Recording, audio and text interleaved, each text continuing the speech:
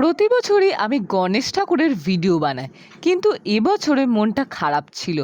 মনে হচ্ছিল আর হলো না, রাত পোহালেই পুজো, হয়তো এবছরে আর কোনো ভিডিও করা হবে না।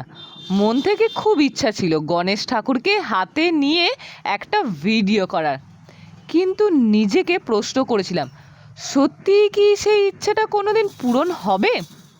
ঠিক তখনই একটা ফোন এলো। গণেশ ঠাকুরের নাকের উপরে টিপটা একটু রং করে দিয়ে যাবি?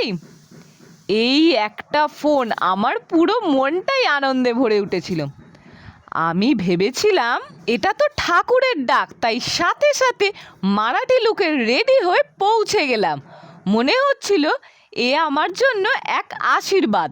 আমি ছুটে গেলাম, ঠাকুরের টিপ রং করে দিলাম, আর সেই মুহূর্তে মনে হলো সত্যি মন থেকে চাইলে কি না পাওয়া যায়। রং করার পর আমি ঠাকুরের সঙ্গে কিছু ভিডিও করলাম, আর মনে হলো এই আনন্দের চেয়ে বড় প্রাপ্তি জীবনে খুবই কম আসে। আমি অমৃতা। ঠাকুরের টিপটা কেমন হয়েছে অবশ্যই কমেন্ট করে জানিও, আর ভিডিওটা ভালো লাগলে অবশ্যই একটা লাইক কমেন্ট করে যেও।